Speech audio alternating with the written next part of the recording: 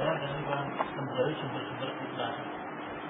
Mungkin bagaimana dengan orang yang 50-50 kan, setengah juga, juga bermain fitnah, apa juga? Itu apa? Disebut? Orang yang apa? Ya, yang terakhir disebutkan apa? Dijauhi juga. Dijauhi. Masya Allah. Ini rupanya pembahasannya masalah sikap mensikapi. Ya, Masya Allah. Ini dimasukkan dalam bab fikih muamalah. Bagaimana pemahaman kita dalam bermuamalah dengan pihak lain. Jawabannya ya Qanabitina Azzakumullah, kalau orang itu sudah dikenal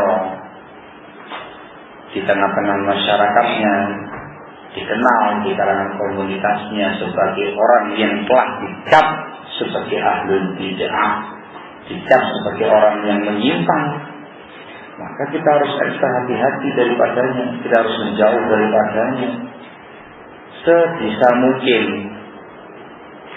Dalam prinsipnya kita tidak boleh bermajelis dengannya, tidak boleh mendengarkan ucapannya, tidak boleh menyanjung memujinya, tidak boleh bermusyawarah, mengajak musyawarah dia, tidak boleh menemani dia dalam safarnya, tidak boleh menjawab salamnya, tidak menyalami dia, sakitnya dijenguk, matinya diantar jenazahnya dalam akhirnya.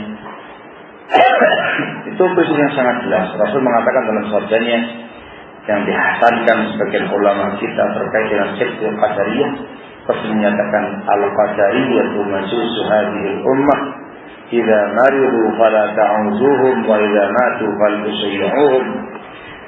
Sekte Qadariyah yang ingkar takdir adalah majusinya umat ini. Kalau mereka mati, kalau mereka sakit jangan dijenguk, kalau mereka mati jangan diantarkan jenazahnya.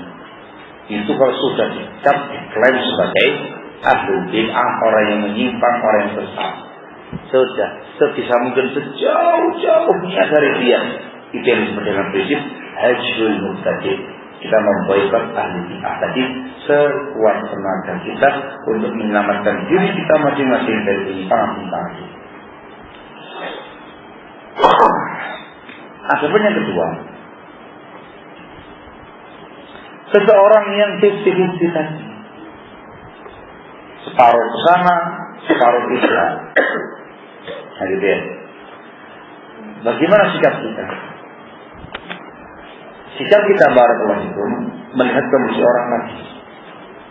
Kalau orang ini tipikalnya ialah orang yang sudah mempengaruhi pihak lain, menebarkan penyimpangan-penyimpangannya, ya, menebarkan penyimpangan-penyimpangannya, maka dalam kondisi yang semacam ini, kalau memungkinkan bagi kita memberikan nasihat kepada dinasihati, kalau tidak memungkinkan, maka kita harus juga menjauhi dia, dikarenakan bahaya penebaran fitnahnya, bahaya penyebaran penyimpangannya. Kondisi yang kedua, orangnya itu tertipu dengan ahli bid'ah. Ya senang-senang ke sana, tapi juga tidak mantap banget. Bukan orang yang mengkampanyekan pemahamannya, bukan orang yang suka mempengaruhi orang lain dengan pemahamannya. Yang semacam ini lahan dakwah kita. Yang semacam ini yang harus kita dakwai, yang harus kita dekati, kita kasih masukan-masukan, kita kasih nasihat-nasihat kepada dia dengan cara yang baik, disadarkan tentang penyimpangan-penyimpangan yang ada, diajak kembali kepada bimbingan yang benar supaya dia merujuk kepada. Jadi kan ya, sampai betul-betul orang tadi menunjukkan penentangannya, menunjukkan sikap yang keras kepala, menentang, kemudian mengkampanyekan pemahaman-pemahaman yang menyimpangnya, ya sudah. Kita jauhi pula dalam rangka untuk menyelamatkan diri kita dari penyimpangan-penyimpangan yang ada. Sehingga tidak bisa dihukumi dengan satu hukum, diklasifikasi sesuai dengan keadaannya masing-masing. Barakallahu. Jadi saya misalnya ya, Naam.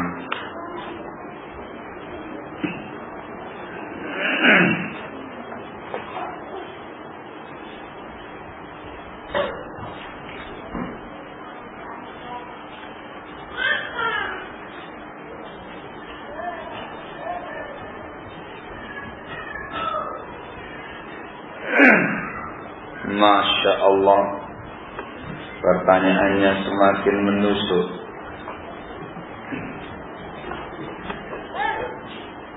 Bagaimana menurut antum tentang sebagian ikhwah yang bilang suatu ciri-ciri tertentu dan menisbatkannya kepada sururi?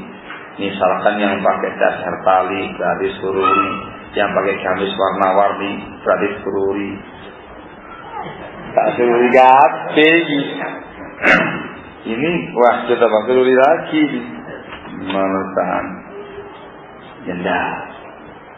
Bukan dilihat dari sisi ininya yang namanya sururi itu. Sururi itu sebuah pemahaman, ya, sebuah pemahaman yang dinisbahkan kepada seseorang yang bernama Muhammad Surur bin Naif Zainal Abidin, orang Saudi yang katanya para ulama tidak betah tinggal di Saudi, di negara Islam, di negara Tauhid, pindahnya ke negara kafir Inggris, tinggal di negara Inggris di sebuah tempat yang namanya Birmingham. Di bahasa Inggrisnya Birmingham atau gimana?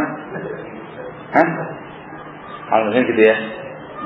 Di sana dia membuat yayasan namanya Muntada Al-Islami, menerbitkan dua majalah namanya majalah As-Sunnah dan majalah Al-Bayan dari sana.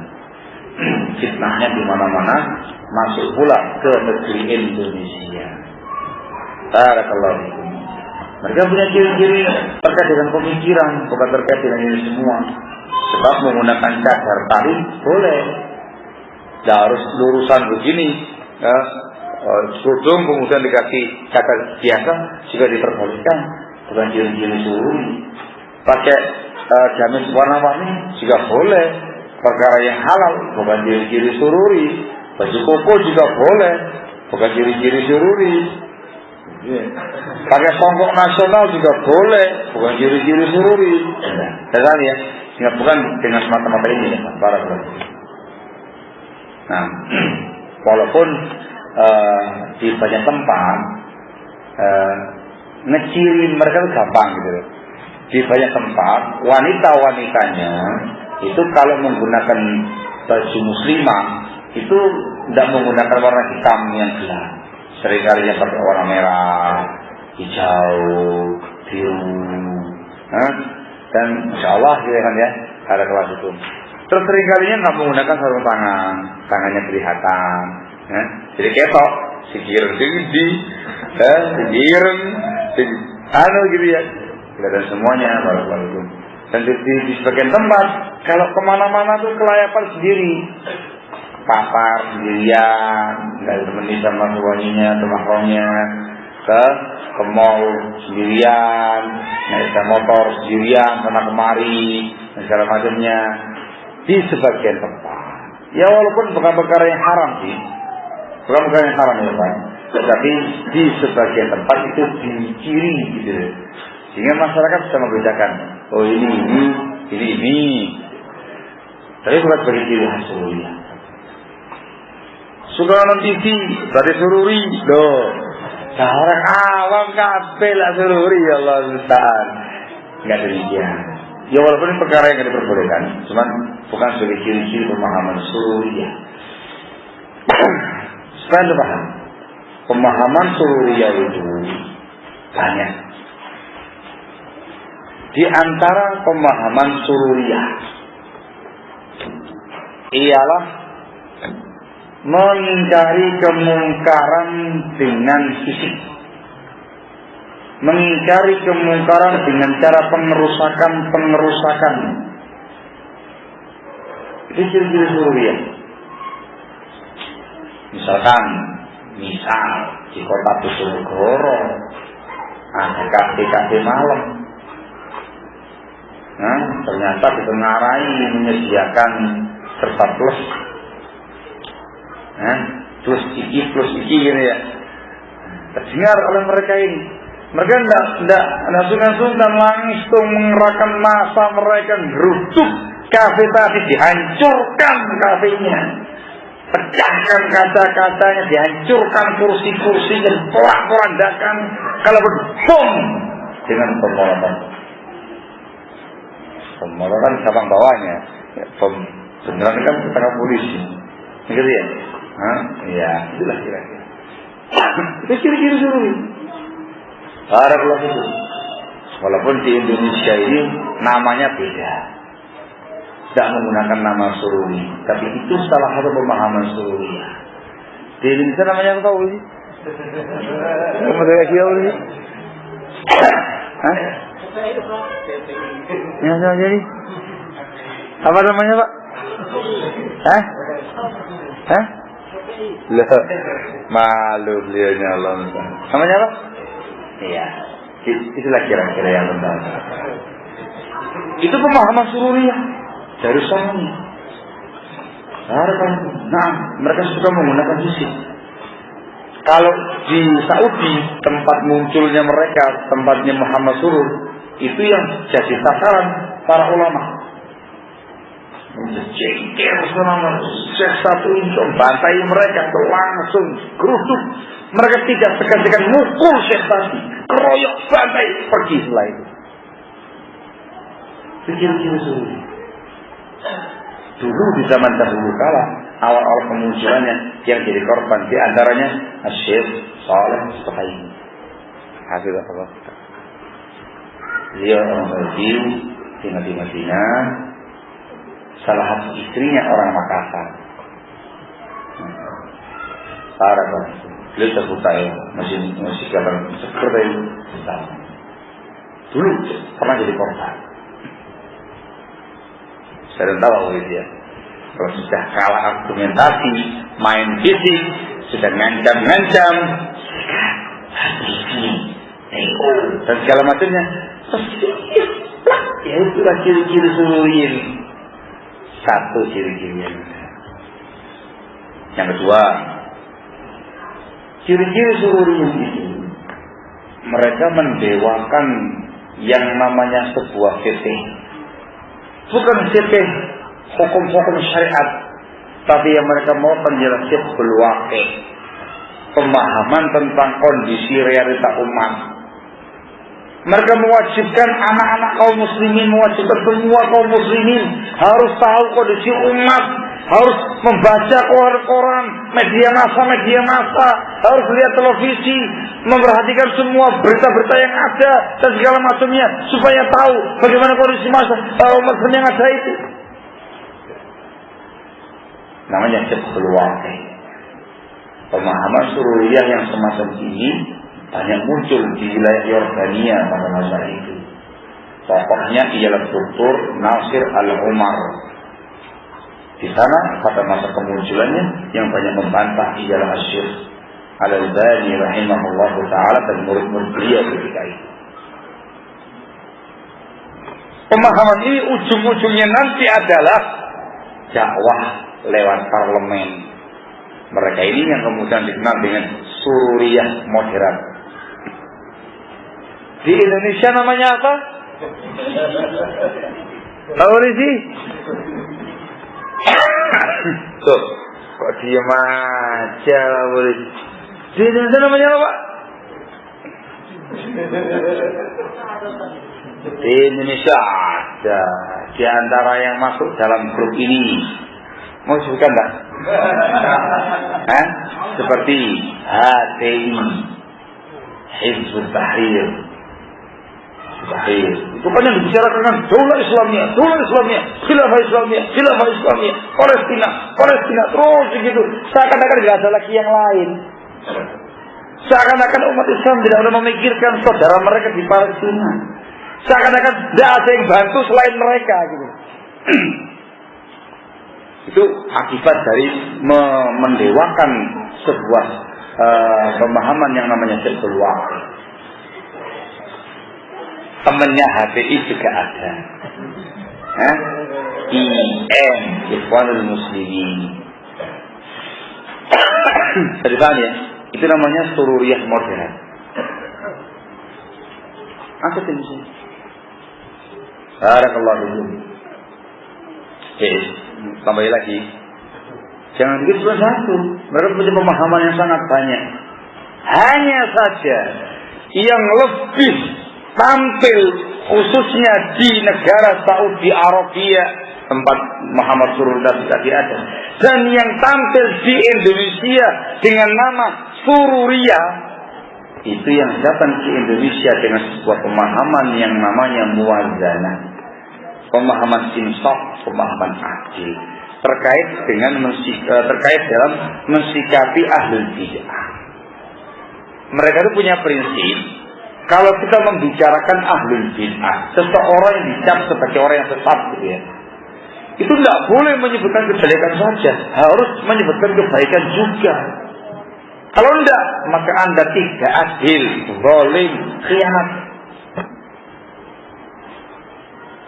Itu namanya muwazanah, supaya imbang antara kebaikan dan keburukannya. Tapi yang mereka tuju adalah ahlul bid'ah.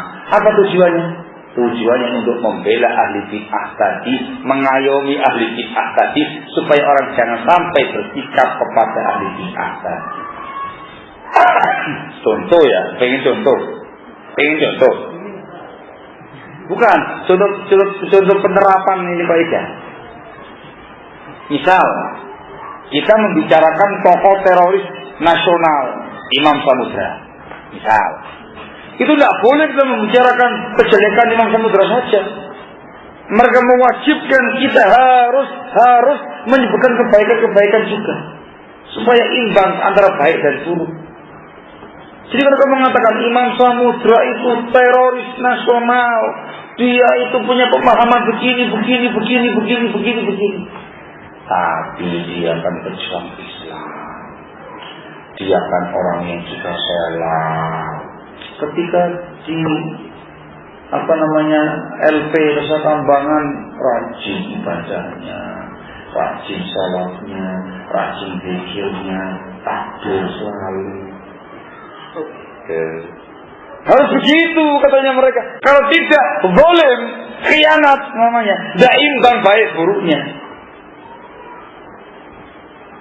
Saya mau tanya, kalau ada orang yang membicarakan Imam Samudra, kali pertama disebutkan dia orang yang begini, disebutkan, tapi dia berjuang Islam, dia begini.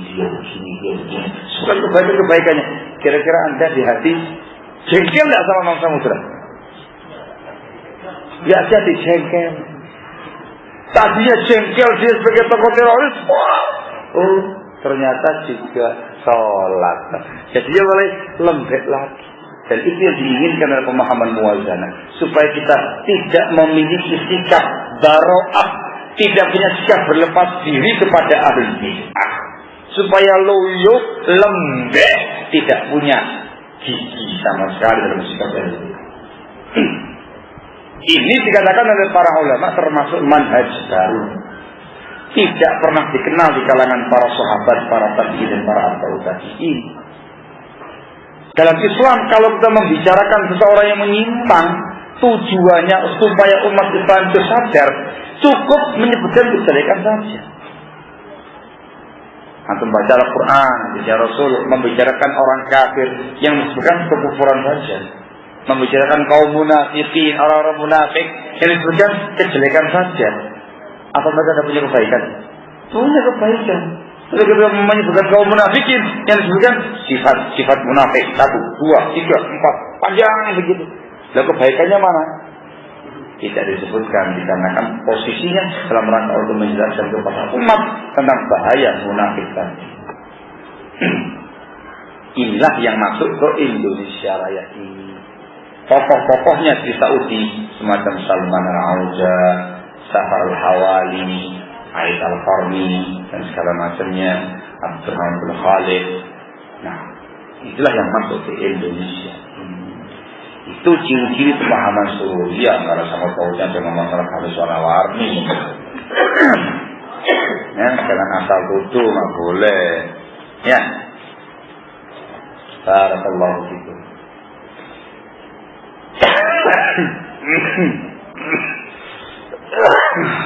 Nah, Ciri khas mereka itu tapi lembek dalam sikap ahli bid'ah. Kemudian mereka bermudah-mudah di dalam berkawin, bekerja sama dengan ahli bid'ah, bisa duduk manis dengan ahli bid'ah, tetapi mereka begitu antipati, begitu keras permusuhannya kepada ahli sunnah.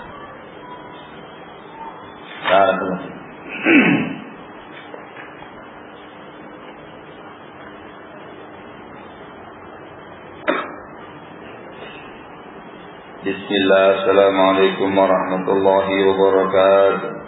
Waalaikumsalam warahmatullahi wabarakatuh. Pertanyaan: bolehkah seorang suami memarahi istrinya di depan orang banyak dan memakinya karena ada sesuatu kesalahan yang si istri perbuat? Afwan dijelaskan, barakallahu fikum. Yo, jelas boleh. Masa di depan orang banyak memaki-maki istrinya sendiri? Maki-maki di depan orang banyak, masuk orang izin. Secara etika, secara adab itu melanggar adab syar'i dan adab masyarakat. Nah, yang lucu itu namanya ngelanang kayak gitu itu, maki-maki gitu, bapaknya juga gitu, malam harinya galau. Nah itu yang disebutkan sama Rasul dalam sebagian riwayatnya. Larang keras pada Rasulullah SAW. Ketika ada yang salah pada istri, ditegur dengan cara yang baik di depan istri sendiri, dan kalau perlu bahkan jangan di depan anak-anak, apalagi di depan banyak orang. Ada keributan keluarga itu jangan di depan anak-anak. Nah, sebenarnya itu yang manis terus, yang harmonis terus, biar anak itu mengerti kok orang tuanya menyenangkan, nggak ada problem gitu. Ini juru kamar tidur sana, gitu ya. Tapi jangan di depan anak-anak, lagi sepi gitu ya. Bisa kamu ke anak boleh.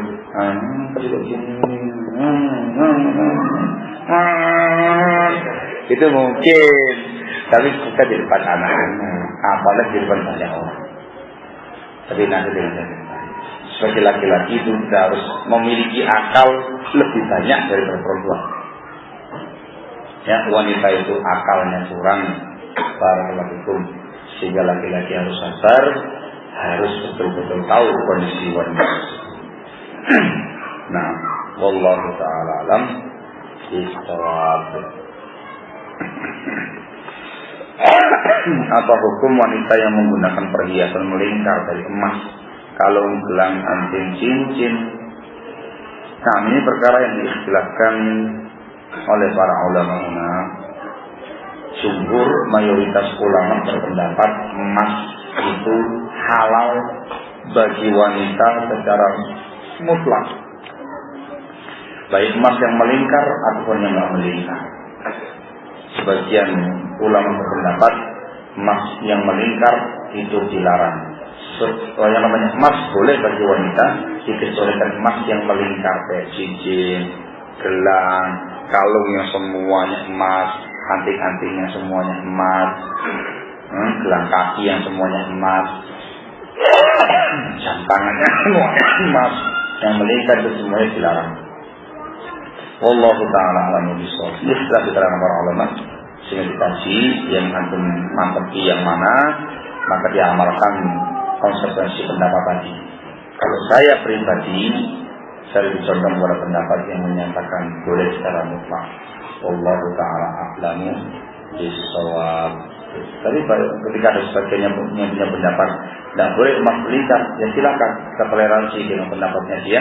Cuma dia harus konsekuensi dengan pendapatnya. Ya, istrinya nggak boleh pakai gelang, kalung, segala macam cincin, nggak boleh, nggak boleh. Dia pun dia harus toleransi dengan pendapat yang kedua yang mengatakan boleh. Ketika dia menggunakan emas jangan diingkari, dikarenakan perkaranya adalah argumentasi yang sama-sama kuat dalam masalah yang sama. Wallahu ta'ala a'lam bishawab. Saya kira sekian. Apa ada lagi yang lain?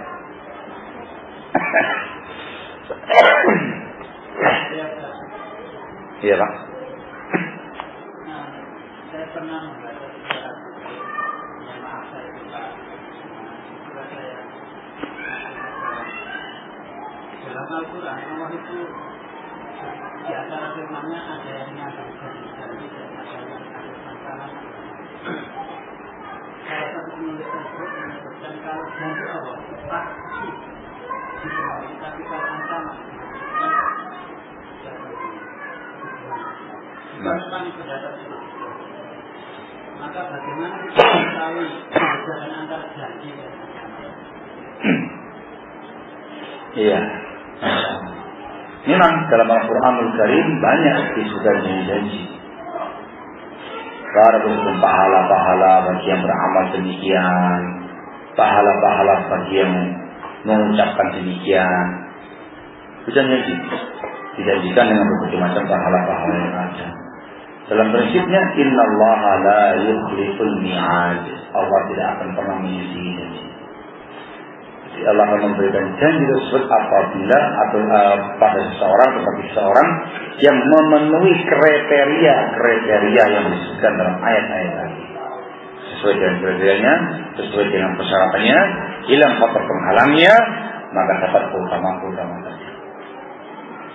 Juga dalam Al-Quran banyak sekali ancaman hukuman, neraka, azab yang pedih, laknat, atau segala macam itu banyak. Tapi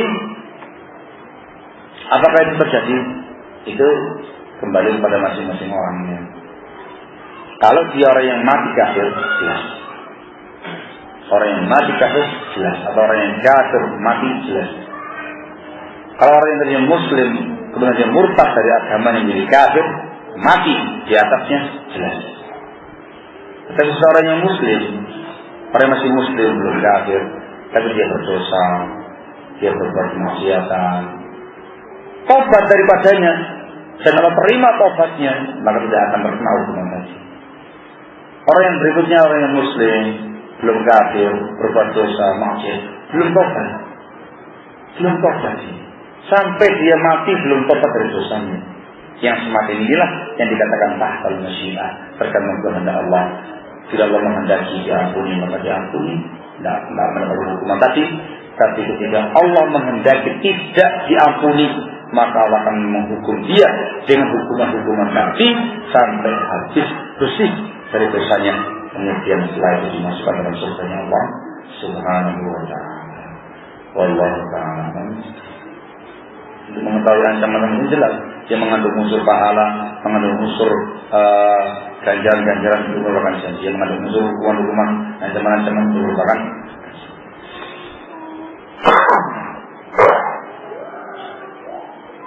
Yang lain?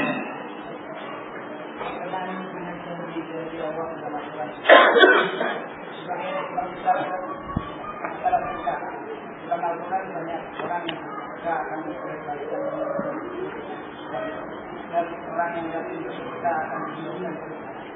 Bolehkah dari orang yang bersyukur mengingat seperti itu? Misalnya biar langgar, biar jauh. Ya. Ketika Allah Subhanahu wa ta'ala menyebutkan dalam Al-Quran sebuah keutamaan dari amalan, maka kita yang beramal dengan amal tadi diperbolehkan untuk beramal dengan niatan untuk mendapatkan keutamaan tersebut. Itulah yang namanya keikhlasan. Yarju thawaballah, dia mengharapkan pahala dari Allah Subhanahu wa ta'ala. Itu keikhlasan dan itu boleh dikatakan itu diizinkan dan disebutkan dalam Al-Quran. Ingat, amal yang memang betul-betul disebutkan keutamaan demikian. Tetapi untuk amal-amal yang sifatnya umum yang tidak disebutkan keutamaan tertentu, tidak boleh digunakan untuk niatan-niatan tertentu yang sifatnya duniawi. Bertanya, tapi niatnya secara umum mengharapkan keridhaan dari Allah, mengharapkan pahala dari Allah secara umum. Jadi ketika ada nas khusus, silahkan secara khusus. Ketika ada nas yang umum, harus dengan umum. Jangan dikhususkan. Contoh, Allah mengatakan dalam firman-Nya, "Man jaa'a bil hasanati falahu 'ashru amsalha." barang siapa yang mendatangkan suatu amal kebaikan, maka pasti dia 10 kali lipatnya. Nah gitu ya. Maka dia beramal dengan harapan semoga Allah mengganjar dia 10 kali lipat atau lebih dari amal yang dia kerjakan tadi. Boleh dikatakan nasnya dalam masalah ini.